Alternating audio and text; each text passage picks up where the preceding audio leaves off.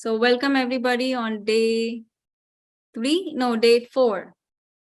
Welcome everybody on day 4 of self-healing retreat. Okay, so we'll do, as we always do, we'll do a quick recap today. What he discussed, the first day, as what he discussed yesterday was meditation gives us two things. One is awareness and the second one is cosmic energy. And both of these together gives us clarity. Now, meditation is a tool to bring clarity in life, and any healing and self-healing or self-transformation is all about following your heart. Now, he talked about the energy science, which is, I felt that was a very important topic and a very step-by-step process that we can follow. So energy side, he said, we are the combination of energy, consciousness, and wisdom. And when we close our eyes in meditation, we conserve the energy. So the first one was energy conservation. Second one was energy maximization. And the third one was energy utilization. Now, when we utilize energy, we become the best version of ourselves. I'm not going too much in detail on all of these, but I hope you can watch the video again to see the details of it. When we practice silence, emotional healing happens. This is very important part. Again, then he talked about emotions. Emotions is energy in constant motion. And I've learned this before, that we should never, ever suppress our emotions. Especially when we have a negative emotion, we need to talk it out. And there should be a way to do it, which he said should be without judgment and healthy space. Now, he talked about particularly anger. I'm going to sum it up for all the emotion. All emotions are our energy. This is our own energy. And when we find out the root cause behind that emotion, that why it is occurring in ourselves, once we find out the root cause behind that emotion, then there is a shift in our thinking, or then we shift from the emotion to the root cause. Whatever the root cause would be, then we start working on the root cause. Then we know whether we need to work on it or whether we need to clear that root cause. And that will help to clear the emotion or to express the emotion. He also talked about what is really important to express the emotion. It's a proper communication. In any relationship, you need a proper communication. Very important thing, that we always blame others for whatever the emotion that is, especially the negative emotion that is generating in ourselves. What we really need to focus in is that emotion that is generating is your emotion, not somebody else's emotion. The other person could be the trigger, but really we are the one. It's our emotion. So we are the one who is generating. The other person is just a trigger. So we need to focus. We need to focus on our energy, that cause, that what is the reason that energy is generating, that the emotion is generating. And then he talked about how the the difference between the non-meditative and meditative person. So the non-meditative person usually react. The meditative person respond, become the witness of a situation. Now, how to deal with emotions? He listed 3 things, very, very important. The first one is to respond. The second one is mauna, or silence. And the third one is mindfulness. And at the end, he talked about, which after a question answer, he talked about this beautiful differentiation between mind and soul. So, which was my favorite part. And what he said is, Why comes from mind. Why not comes from soul. The soul wants to explore, and mind wants to create a doubt. He also talked about that mind does a classification of good and bad feelings, right? But the soul, no matter whether it's good or bad, he wants to experience he wants to experience everything, whether it's good or bad. The soul doesn't classify. The mind is, again, because there are doubts, it is beating around the bush, right? It's going around and around, what to do, what not to do. But soul is pretty straightforward. It knows what to do. Again, in mind, there is a control. Again, there is no change. And in soul, no change, meaning the mind doesn't want change. It doesn't like changes too much. But with the soul rejoices that change.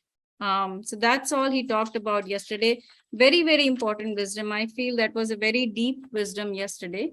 And I hope he's here. I welcome him. I welcome him for day 4. Sir, it's all yours. I made you co-host. Welcome. Okay. Namaste, friends. Let us drink some water, sit comfortably, close your eyes and start the meditation.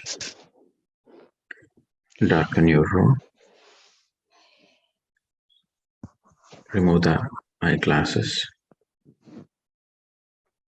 Sit comfortably, closing your eyes and just being with your normal, natural breath. For the next 1 hour, let us enjoy the intense meditation. The more we are with our breath, the more we are healing ourselves.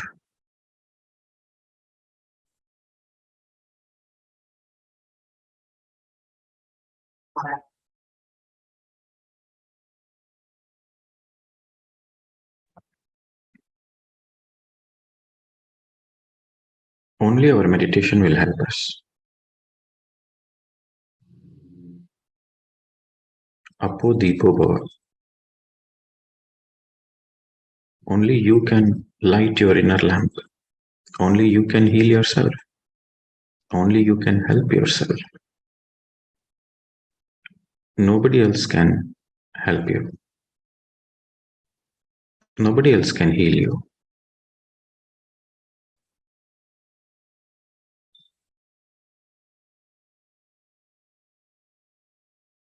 Only you can heal yourself through your own meditation, my dear friends. And meditation means being with your normal, natural breath. And the moment you notice any thoughts, don't fight with your thoughts. Don't go behind your thoughts. Don't be worried about your thoughts. Immediately come back to your breath again and again. And absolutely no expectations whatsoever.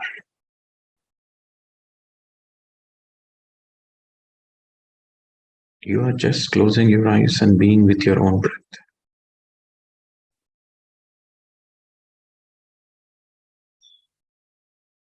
Let the meditation happen or not happen, you are least bothered.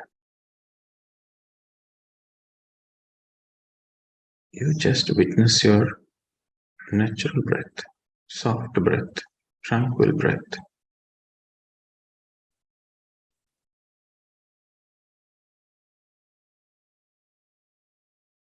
You become one with your breath.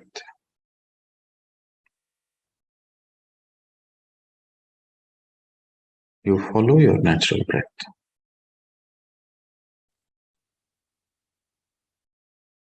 For the next 1 hour, please don't open your eyes, come what may. Let your mind totally surrender to the breath. When you don't open your eyes, the mind naturally surrenders to the breath. The only thing we need to do is not to open the eyes and just witness your own breath. A passive witness,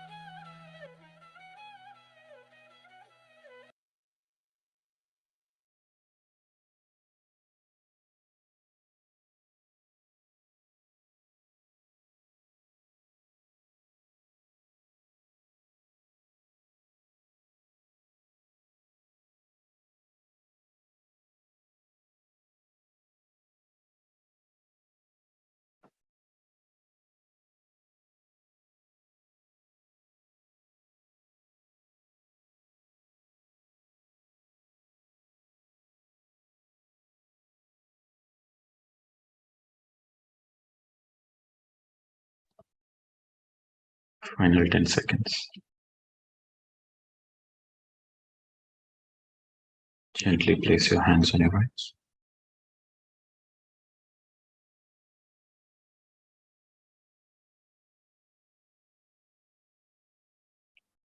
6, 5, 4, 3, 2, 1, 0. You may slowly open your eyes whenever you're ready. And immediately drink some water.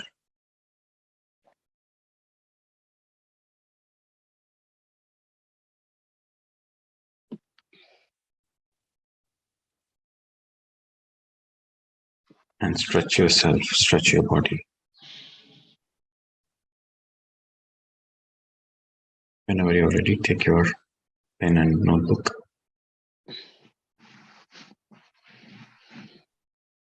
We will integrate.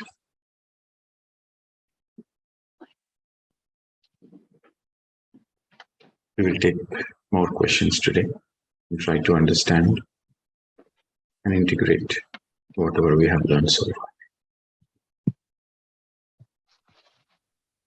When you ask the right question, what is the right question? What is the definition of right question? The right question is a question which helps you in your growth. The right question is the question which not only helps you, but also helps others.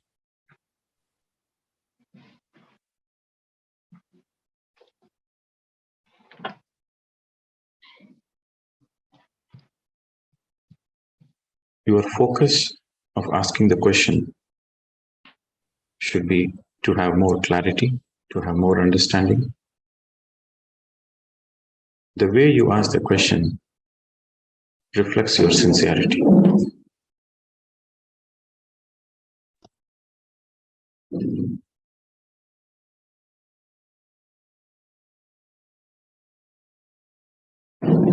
There should be a certain open-mindedness to learn new things. If you're closed-minded, then there is no possibility of evolution. So while you're asking the question, you should be open-minded to learn new things. Then that becomes the right question.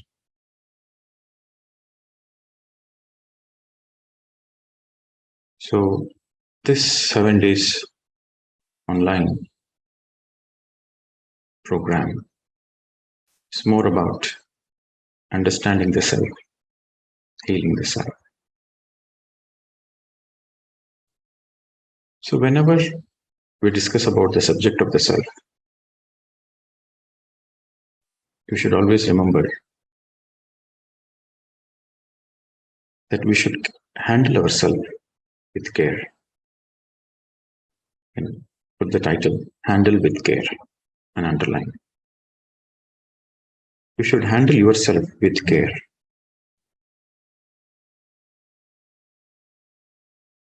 TCL, tender care and love.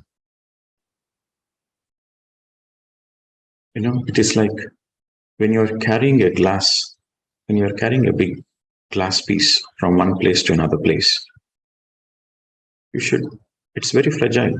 So you should carry it with utmost care.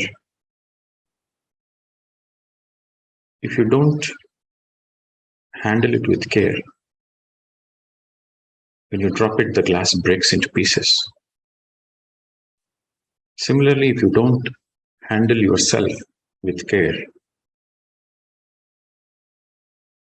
then the self goes through a lot of suffering and pain.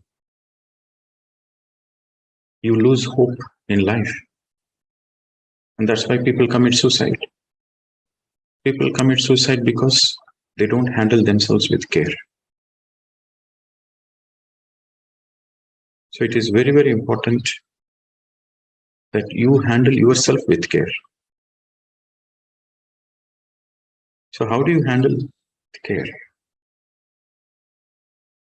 You handle yourself with sensitivity and gentleness and kindness. You have to be very, very sensitive to yourself. You have to be very gentle to yourself, and you have to be very kind to yourself. To be kind to yourself means there is no self-judgments. There's absolutely no self-judgments whatsoever. We don't understand many things about ourselves. We don't understand our Janma Parampara. We don't understand the very purpose of this life. We don't understand where the soul has come from. We don't understand where the soul goes after death. We don't understand anything about ourselves. So when you don't understand anything about yourself, how can you judge yourself? Very simple logic. When you don't understand anything about yourself, how can you judge yourself? Do you know how many lifetimes you have taken? Do you know which star system you belong to? Do you know why you have chosen this particular parents? Do you know what is your journey to the future incarnations? We don't know many things. So when we don't know many things about ourselves, then you should be very sensitive to ourselves. And the most important point to understand is everybody, every soul is doing their best at any given point of time. Every soul, every cell is doing their best at any given point of time in any incarnation. So which simply means whatever you are doing your best. Whatever you do your best. So naturally the self-acceptance and self-forgiveness comes. You are always doing your best. And when you understand everybody is doing their best, it is easy to forgive others. Even though they have hurt you, even though the other person has hurt you, you understand that they are doing their best. So the forgiveness comes naturally. The important point to understand is only people who are very close to you, only you feel the hurt from them. A stranger cannot hurt you. Only people who are very close to you, you feel the hurt from them.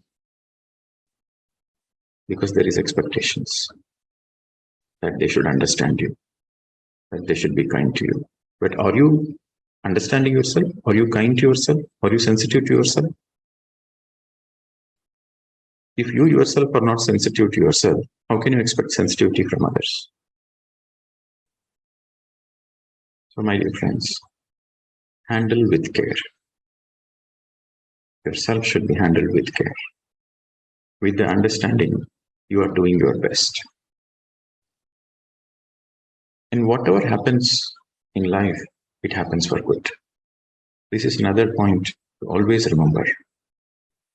Whatever happens, happens for good. There is this famous statement from this enlightened master, Chadbak. The depth of your belief in injustice and tragedy is the mark of your ignorance. The depth of your belief in injustice and tragedy is the mark of your ignorance. If you believe there is injustice happening in your life, then you are a very ignorant person.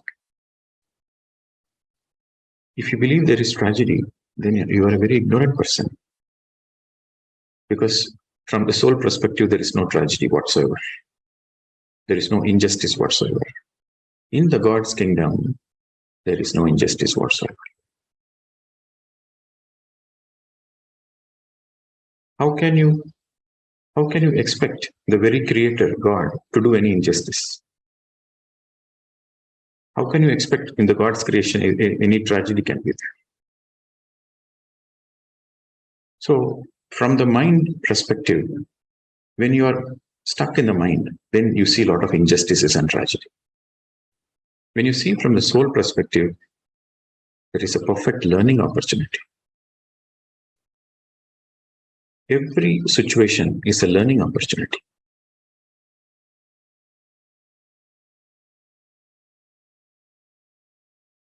And when you understand that every situation is a learning opportunity, then you don't waste time. You don't waste time in self-judgments. You rather focus on what is that I need to learn.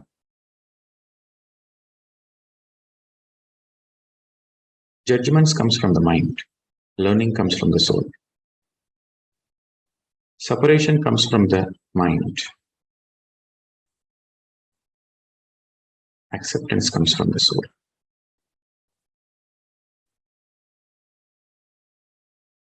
Competition comes from the mind. Collaboration comes from the soul. So the more you meditate, the more your ability to see from the soul perspective. Unless you are a regular meditator, you underline the word, unless you are a regular meditator, not meditating one day off, 2 days meditating, 2 days off. No, you are a regular meditator. Every day you meditate. Unless you are a regular meditator, and also you do the right meditation. What is the right meditation? The right meditation is which helps to empty the mind and connect with yourself. So unless you do regular meditation and right meditation, you cannot see from the soul perspective, my dear friends.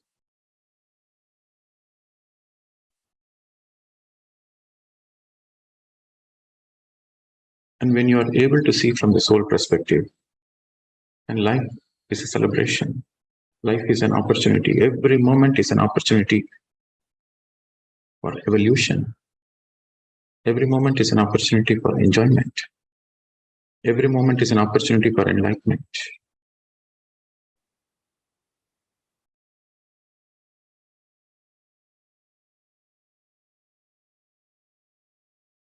So the most important point to understand,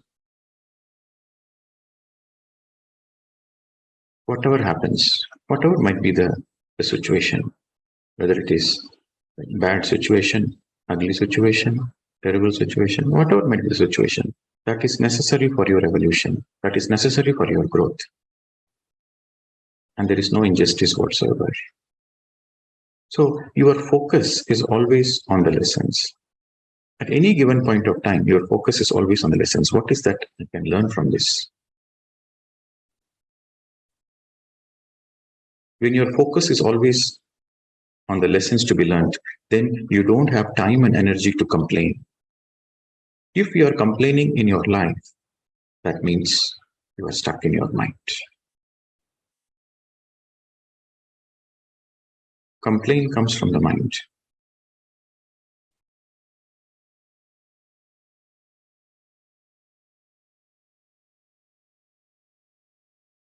And how do you handle with care? The more you do meditation, the more you are handling yourself with care. Slow and steady always wins the race. What is slow and steady? When you close your eyes and observe the breath, you slow down. When you read the right spiritual books, when you participate in the Sajjana Sangatya means Sat Jana means truth seekers. When you have the spiritual debate among the truth seekers, with the senior master, with an enlightened master, you're having the spiritual debate. That is satsang. So the more you read books, the more you participate in the spiritual debate, you steady yourself. Meditation means slowing down, reading the right spiritual books, and then satsang is you steady yourself. So slow and steady always wins the race.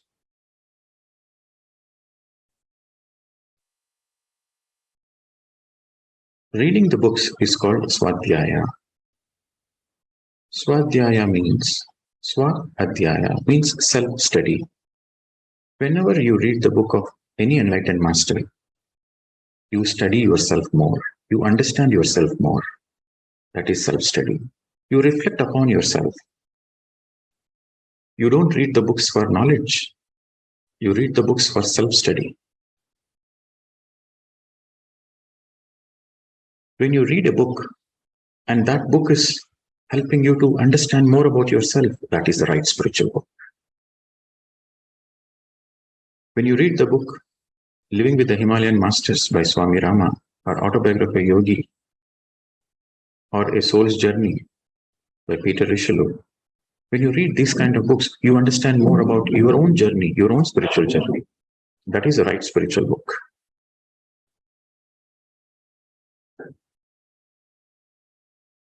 So let us integrate whatever we have understood so far, because it is very important. Whatever we learn, we consolidate, we integrate, and then we learn new things. If you try to learn everything at a single time, you get confused. Always one thing at a time. So whatever we discussed so far, we'll try to integrate today.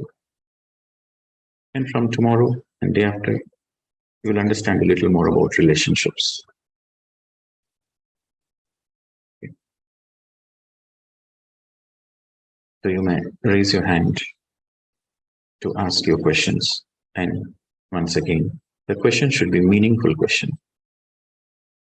The right question.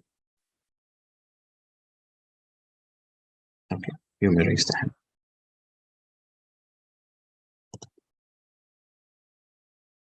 And when you're asking the question, please introduce yourself, just your name and where you are from. And let the question be simple and straightforward, straight to the point. Yes, Madam Joban. I'm Sunita. I'm from Edmonton, Alberta. My question is related to, it came up on day 2 when we were, you were talking about why keeping eyes is closed. And I'm wondering that when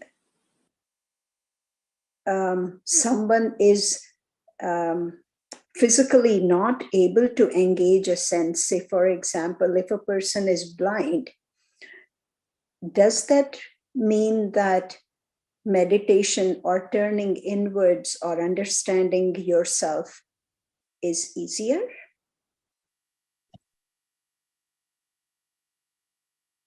Closing your eyes and also observing your breath. Right. Okay. Just because you close your eyes, it doesn't mean you understand everything. You have to be with your breath, because your breath is the link.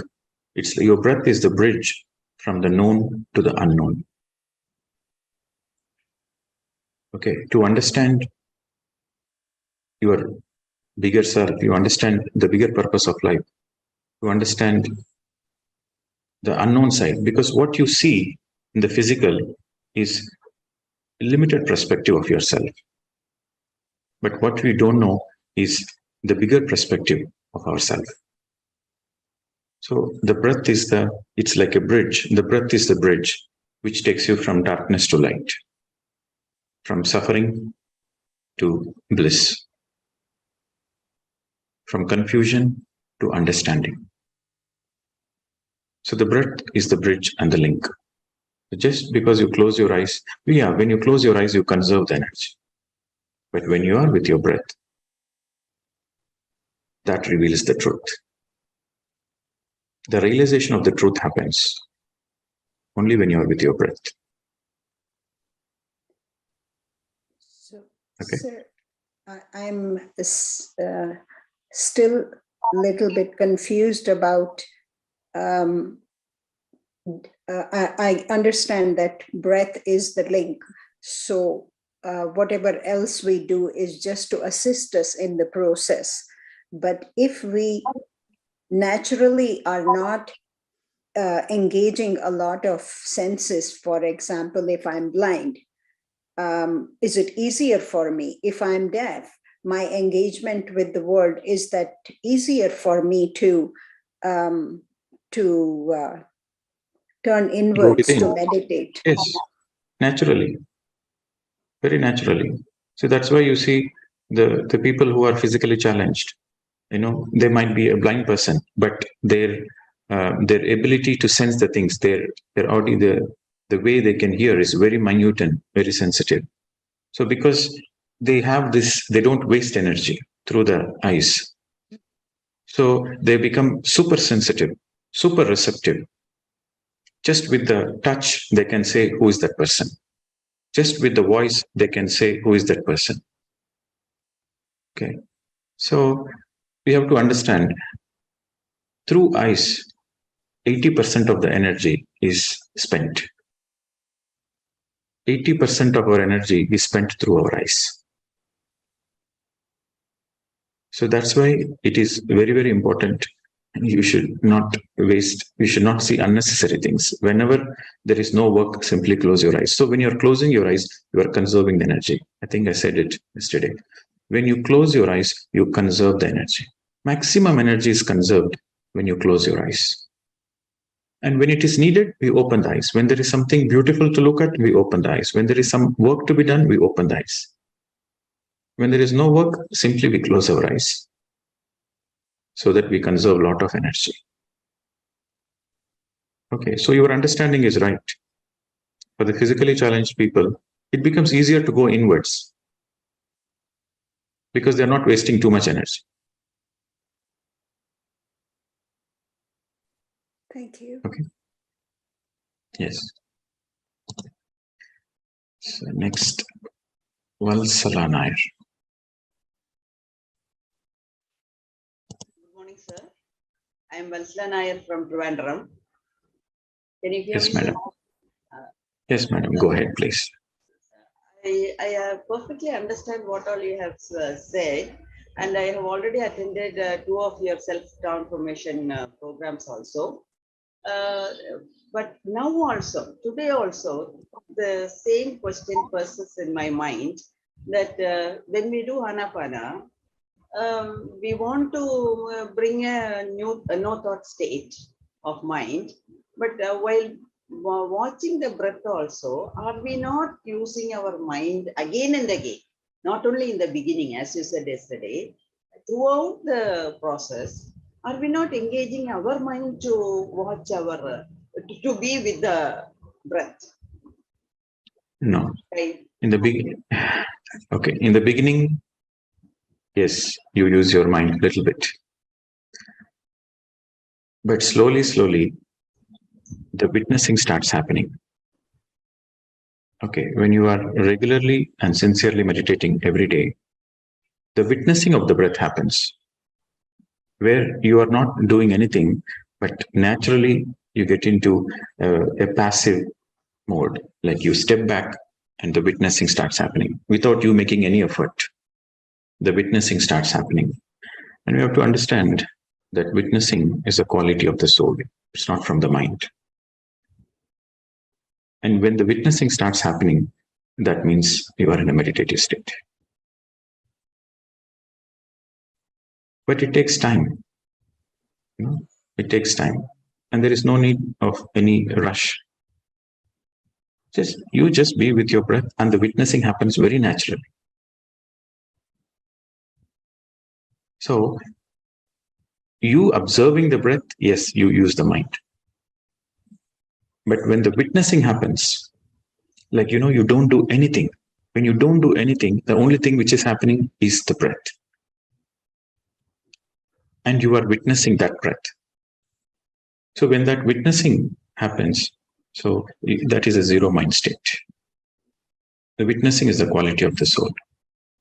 some people also say that, sir, I've been meditating, I'm closing the eyes and I'm observing the breath. But I notice somebody observing, I notice an energy or a presence around me, observing the breath. So that somebody is their higher self. So when you enter into a meditative state, you see, you are the observer. You are the observer, and the breath is the observed. When the observer becomes observed, see, you are the observer, and the observer becomes observed. So that observer is your higher self. Your soul, your higher self is witnessing you, witnessing the breath. It happens very naturally. You don't need to make any effort. The only thing is you need to be sincere and serious every day. Sometimes people get scared in their meditation. I'm closing my eyes and observing the breath, but I notice somebody observing me. They get scared. So you don't need to be scared. So that is your higher self. Okay. Sir, that means just one more question. Sorry. Is this observation the same like what we do in Vipassana meditation, standing aside and watching our breath and the thoughts coming?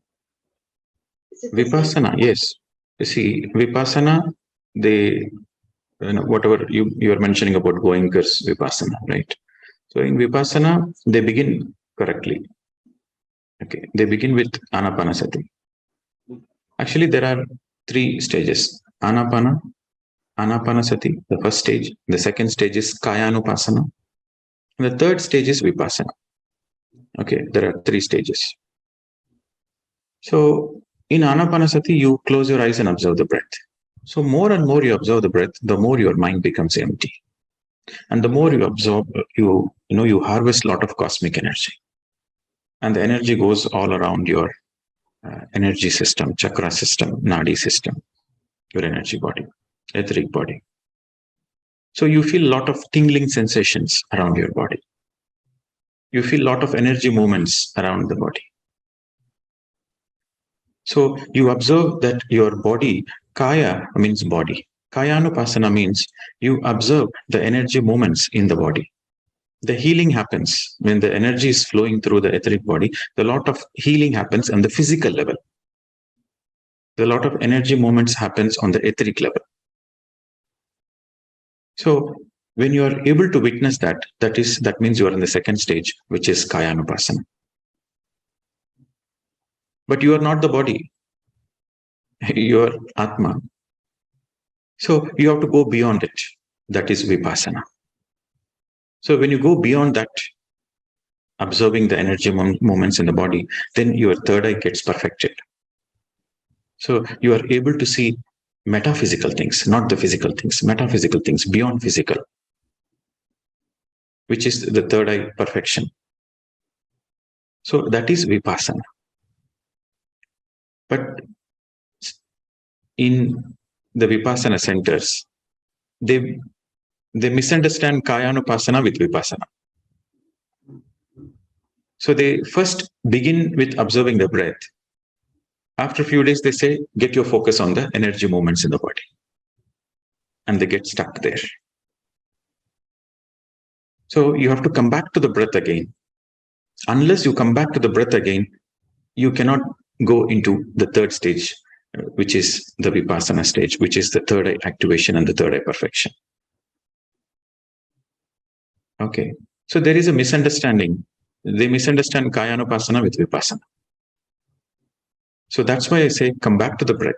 Whatever happens in meditation, whatever happens, whether you might feel pain in the body, whether you might feel a lot of energy movements, or whether you see any colors, enjoy that experience. Whatever might be the experience in meditation, enjoy the experience and come back to breath. Come back to breath. So when you come back to breath, you are not stuck on the body level. You are not stuck on the physical body. You are not stuck on the energy body. Okay, you go beyond the physical and the energy body. Then you connect yourself. See, we have 7 bodies. If you go to YouTube, I have given a Yes. lecture on 7 bodies. Yes. So we have Yes. 7 bodies: physical, etheric, astral, mental, causal, supracausal. So our real self, if you want to connect to the real self, you have to come back to the breath and not get stuck in the physical or the energy level. Come back to the breath. Come back to the breath. Sometimes people ask the question, sir, I get so many experiences in meditation. What should I do? I say, enjoy the experience. Whatever is the experience in the meditation, witness the experience, enjoy the experience, let the experience come and let the experience go. You come back to the breath. Then the vipassana happens. The third eye perfection happens. First is the third eye activation. During the third eye activation, you see a lot of tingling sensation in between the eyebrows, forehead, and then you see a lot of colors. You see a lot of visions. You see a lot of images. And then the third eye perfection means the fourth eye opens. We have 4 eyes. The first eye is the physical eye. The 2 physical eyes, you see the physical world. That is the first eye. So when you close your first eye, the second eye is active. The second eye is your imagination, your mind's eye. Okay, you can close your eyes and still you can visualize a lot of things. You can still see a lot of things. So that is your second eye, your imagination eye, your visualization eye. So when you close your physical eyes, when you are with your breath, the second eye also gets closed. That means your mind becomes empty. Then your third eye opens. And then you come back to the breath. You are not attached to any of the third eye visions. You are not attached to any of your experiences. You just enjoy the experience and then you let go. You let go. And come back to the breath. Come back to the breath. So when you're able to let go all your visions and all your experiences, then the third eye closes. Then the fourth eye opens, which is your wisdom eye. The fourth eye is your spiritual eye, your wisdom eye. And some people, they get stuck in the third eye also. You should never get stuck in the third eye. Some people, they say, oh, I saw Buddha, I saw Jesus, I saw my past lives. So what? Let go of it. Enjoy the experience and let go. Because the very purpose of meditation is not to have third eye experiences. The very purpose of meditation is enlightenment, which happens only when your fourth eye opens. That is your wisdom eye. In the third eye, there is still a separation. In the third eye, you are seeing a vision. So you and the vision, the both are separate. There is a separation. In your perception, there is a separation. And also in the third eye, there is a lot of analysis, You see certain events, you see certain images, and you try to correlate with that. So still there is a possibility of great illusion. Still there is a possibility you misunderstand the things. Still there is a possibility you mess up the things because you use your mind to connect the dots. But the third eye perfection means when your fourth eye activates, your wisdom eye activates, your spiritual eye activates, without you making any effort, there is an understanding, there is a realization. Without you making any efforts, without you analyzing, without you using your mind, there is a simple understanding from within. There is a beautiful realization from within. That is the fourth eye, the wisdom eye. So, in the process of this spiritual journey, everybody goes through third eye activation, and everybody believes that that is the great truth. And everybody will go through the illusion, and everybody will fall in the pit. And again, they have to learn the lessons, not to get stuck with that. And after that, the fourth eye opens. The fourth eye, in other words, is called third eye perfection. A perfected third eye is beyond all the visions. It is simple understanding, natural understanding of the grandiose self, natural understanding of the life events. When there is no judgments, when there is no complaints, When there is pure understanding, that means your fourth eye is open. Okay, madam? Thank you so much, sir. Today is the first day I am hearing about the fourth eye. Now I perfectly understand. Let me put it into practice. Thank you so much. Yes. So that's why I say normally I say don't get into the illusions. Because, some people say, oh, I got a vision, I got a message. I saw Patriji coming and giving a message.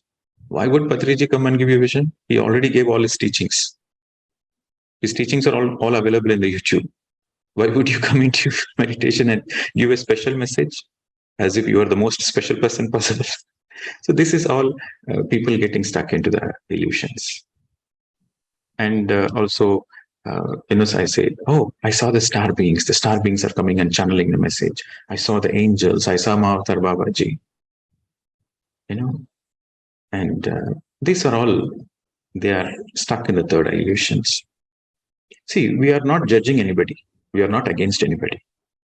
But we have to understand that everybody, invariably, everybody will misuse their gifts. So now let us speak about, since you asked this question, let me speak about Siddhi Buddhi. Okay. Ganesha has two wives, in the Indian mythology or the Indian understanding. Ganesha has two wives, Siddhi and Buddhi. What is Siddhi Buddhi? This is a very important concept everybody has to understand. Siddhi Buddhi. Siddhi means spiritual gifts. Every person who is in the path of meditation, who is in the path of enlightenment journey, he will get siddhis. Every person will get siddhis first. Siddhis simply means spiritual gifts. For example, you can see past lives. You can see other person's aura. You can heal somebody. You can channel angels. You can channel star beings. Okay. These are all siddhis, spiritual gifts. Every person who is in the path of meditation, who is in the path of enlightenment journey, they will get a lot of siddhis first. And invariably, everybody will misuse the gifts. Their intention is right. They are not bad people. Their intention is right. But because of the lack of understanding of the bigger picture of life, because of the lack of understanding the holistic approach of the entire creation, they think they are great saviors. And they try to misuse the gift. Their intention is right, but their understanding is wrong. So they misuse the gift. Invariably, everybody will misuse it in the beginning stages. And then they take many more lifetimes to realize that their very siddhi is actually a hindrance to their enlightenment. Their very siddhi is a trap. So when they realize this, they consciously let go of siddhi. Consciously let go of siddhi. When they let go of all the spiritual gifts consciously, then the buddhi comes, the wisdom comes, the fourth eye opens. When you are in the third eye stage, you are with full of gifts. When you consciously let go, then your buddhi arises. Your buddhi happens. You have buddhi. You have a lot of wisdom. So that means you have the fourth eye, the spiritual eye. Okay. Thank you so much. Yes. Very much. Yes, madam. So next, Indira.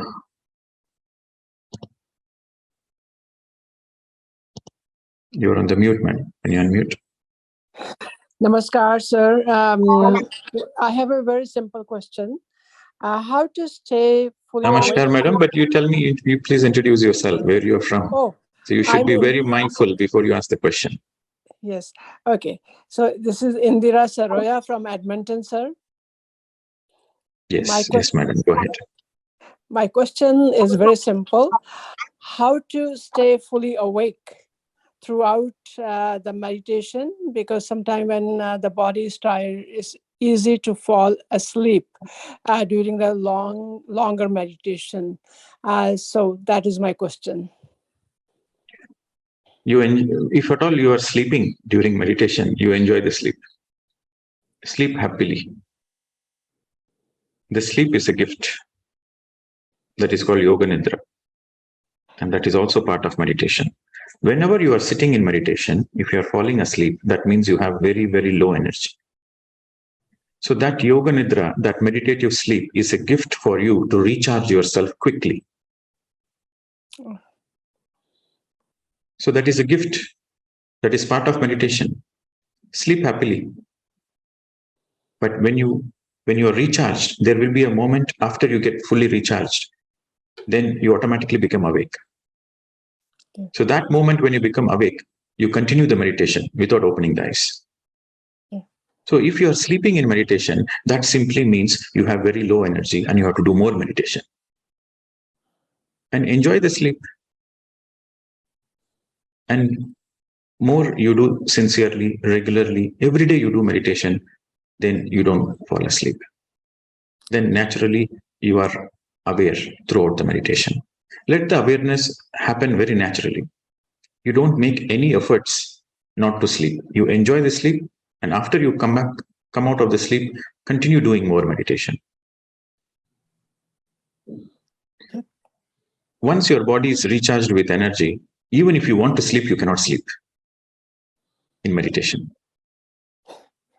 That also happens, sir, a lot of time. Then after very mindful or when staying fully awake and aware in meditation, after that, so much mind is charged or energy, re-energized ourselves, that it's very hard to then wind down the brain for sleep. That also is an experience. You don't need to wind down. You see, when you're with full of energy, then there is no need for you to sleep. So that is the time you read the books. Okay. That is the time you do your favorite hobbies.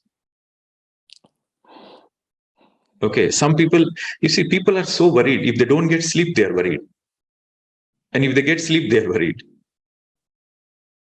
You see, the funny situation, the more you do meditation, you have to understand, the more you do meditation, the more naturally your sleep requirements reduces. For a non-meditator, he sleeps 6 to 8 hours. But for a meditator, if you are meditating every day, then you don't need 6 to 8 hours of sleep. You just only need 3 to 4 hours of sleep. True. So if you're sleeping only 3 to 4 hours, then you save another 4 hours. So that 4 hours, you can use it for all your hobbies, to read more books and to enjoy your life. And, this question is related to one of the myths people have. Sometimes people say, the beginners of meditation or the people who don't know what is meditation, they say, sir, I want to meditate, but I don't have time. I'm a single mom. I have 2 kids. I have to go to work. I'm so busy, so busy. This is more of the Western thing. I don't have time. I don't have time. Everybody has 24 hours. And that particular person feels that I don't have time.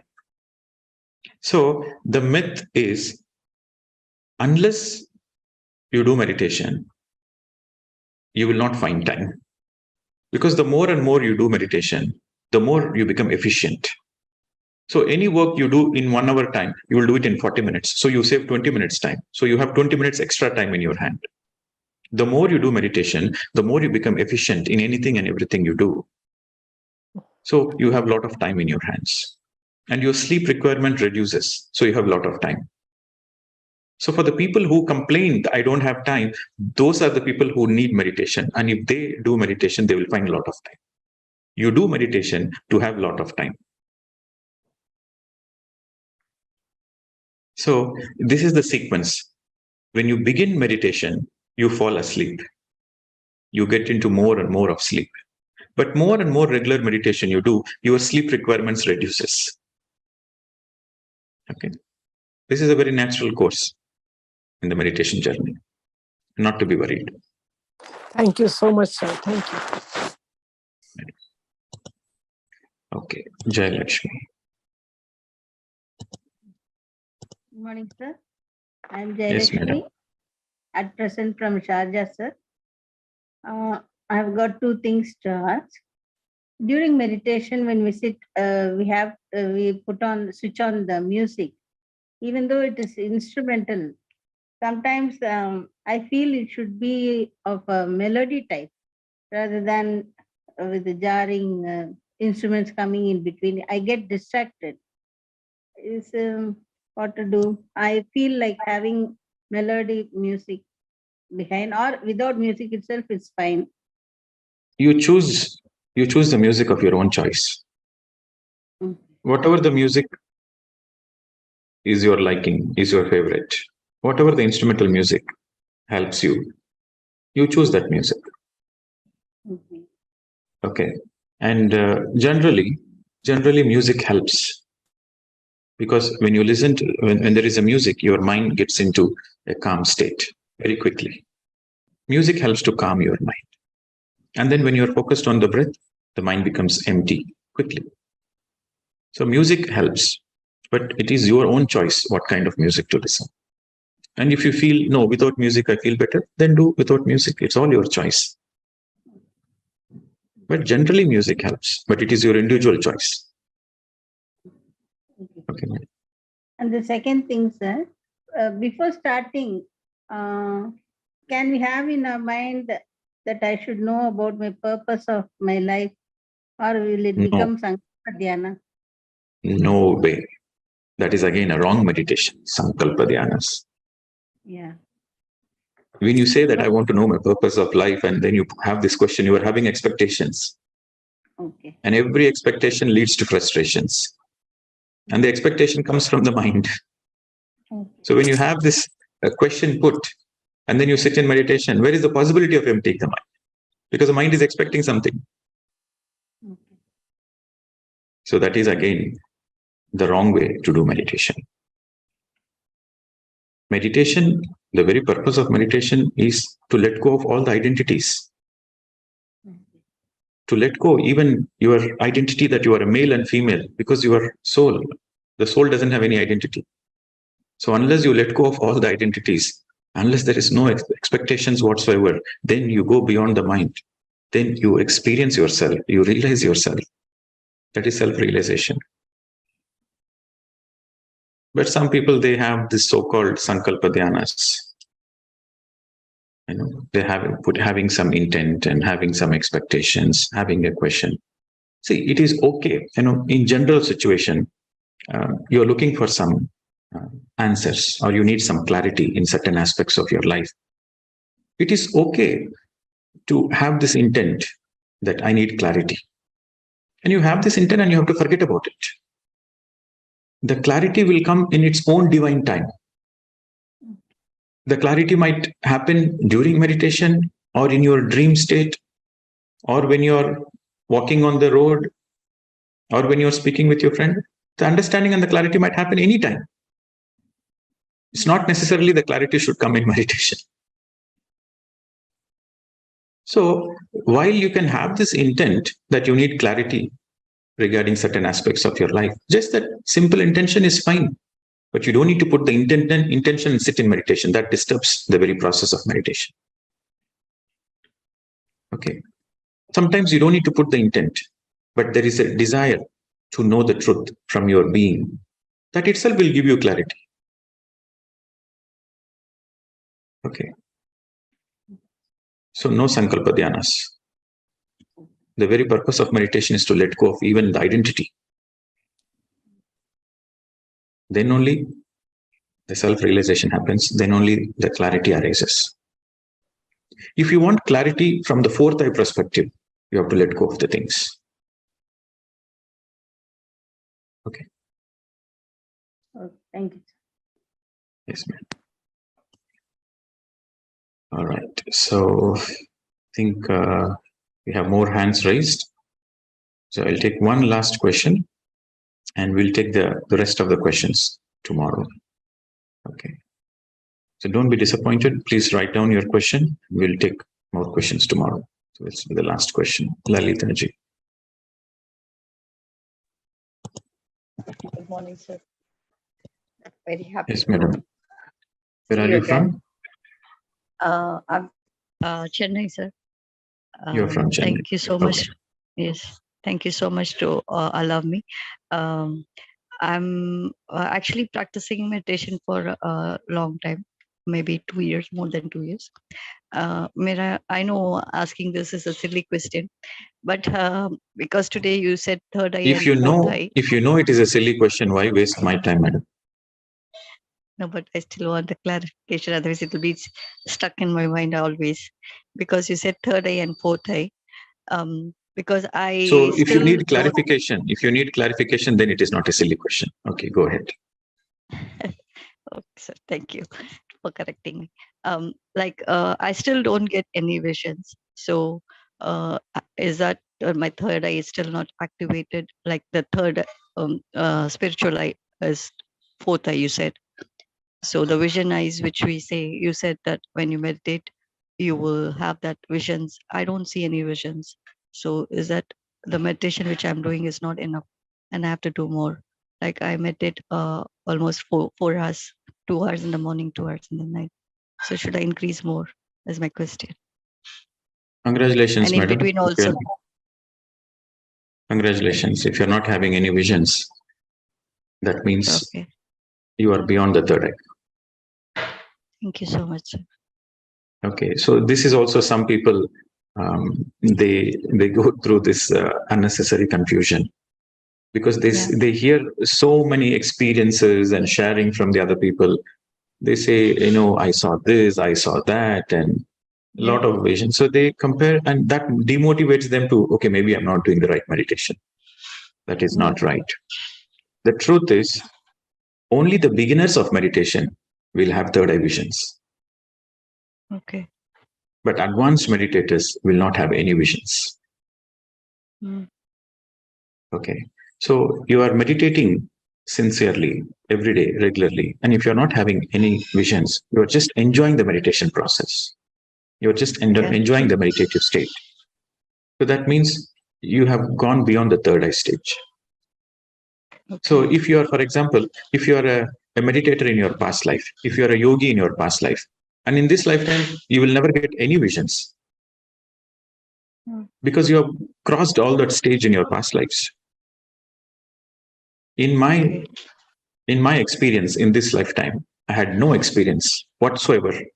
I meditated very intensely for 2.5 years, 8 to 10 hours per day. No experiences, no visions, no astral travel, nothing. Then later on, I understood in my past life, I'm already a meditation teacher. Okay. In my past life, I'm already a yogi.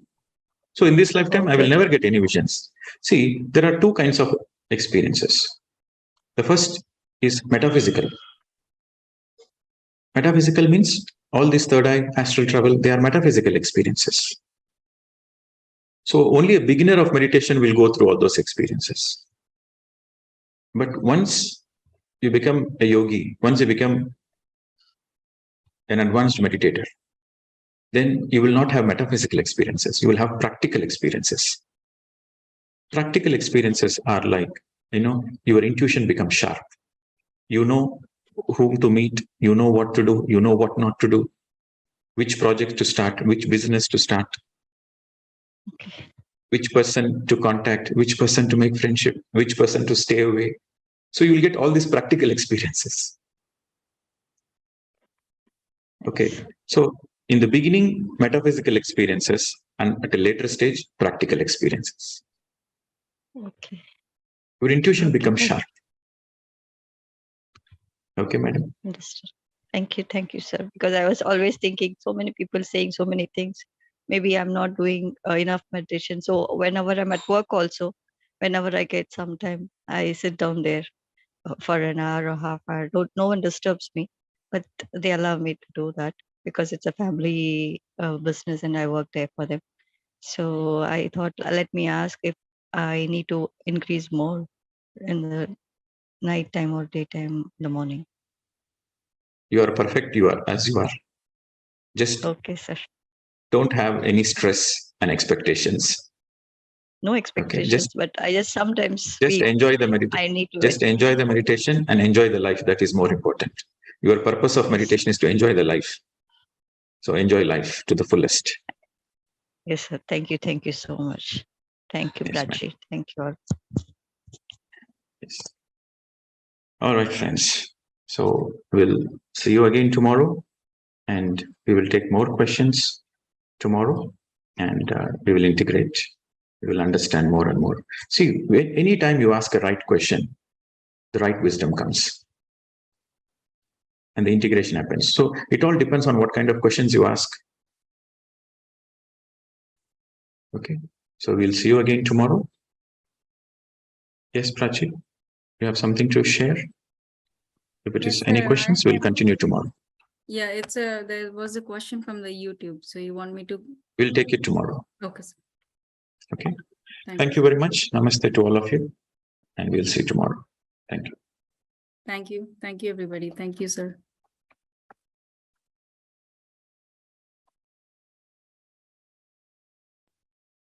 Thank you, everybody, for joining. See you all tomorrow at the same time. Thank you.